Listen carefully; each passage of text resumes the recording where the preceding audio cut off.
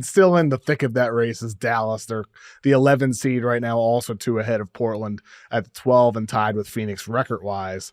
Anthony Davis may actually be near a return. He was out golfing the other day in Dallas. He had a little stint with the G League team practicing, and Tim McMahon over at ESPN said this week that, there's some people within the Mavericks that don't want him to come back because of the risk of injury, and obviously because they want their lottery pick too. But AD, he said, is not trying to hear that. Should Anthony Davis come back from Dallas's side of things, Tom, do you want AD to come back and try to get in, or are you in the side of no, let's all look ahead till next season? This is too emotional for AD. It's too emotional. Like, he already rushed back one time with the Dallas Mavericks and got hurt and aggravated the injury. We don't need to do this a second time. It's really dumb. It's hard for him. I'm guessing all of his being thrown into the worst trade in NBA history and having that attached to your name, that you were part of the package that people are saying worst trade in NBA history, worst trade in sports history, and he's got a chip on his shoulder.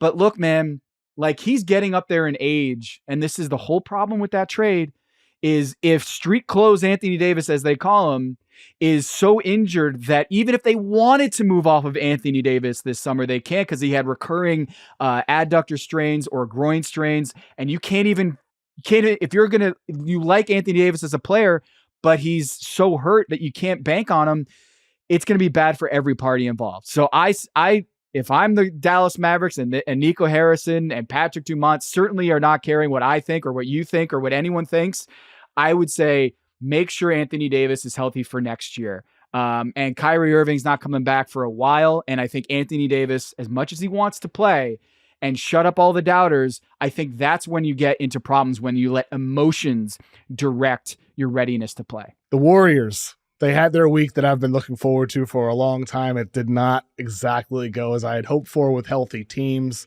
They lost to the Nuggets without Jokic and Murray, but then they beat the Bucks without Stephen Curry. I mean, Golden State continues to win games. They had a horrible loss, but then they had a really good win against a shaky Bucks team that we'll talk about in a few minutes.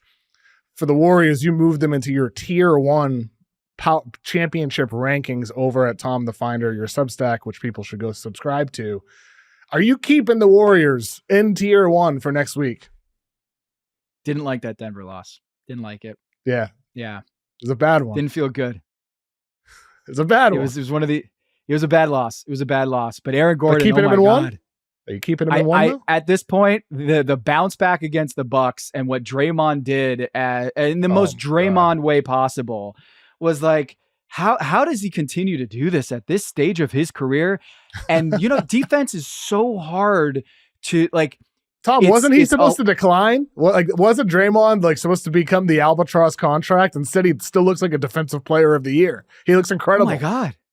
He shut down Giannis and created so many problems for that Milwaukee Bucks team that was coming in there trying to make a statement and continued to go over against these great teams. And we'll talk about it in a sec, but the way that Draymond picked up the team and led them on both ends of the floor, just a fantastic performance from Draymond when he's locked in. And that may be the biggest upside of that Jimmy Butler trade, was how locked in, not just on the floor, but off the floor, Draymond, the quotes that you're hearing from him, guaranteeing a championship, talking about how good they are and how he feels like they have as good of a chance as they've ever had at winning a championship.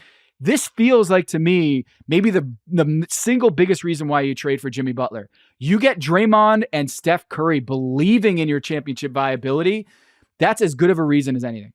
Yeah, I mean, look, the Denver loss was horrible. And the Bucks loss was quite good, right? Because Draymond and Butler and basically the whole team, the Warriors are deep. They have a lot of talent behind the star names that everybody talks about. I think they belong in that conversation for sure. I still don't think they're a tier 1 contender, but I do think they're a tier 2 contender. Mm-hmm. And that's where I feel pretty good about keeping them. I don't foresee that I'm going to move them up to level 1 or tier 1, but that Denver loss is going to stick in my mind and look, they have an easy schedule. It's just the reality of it. I wish they had more tests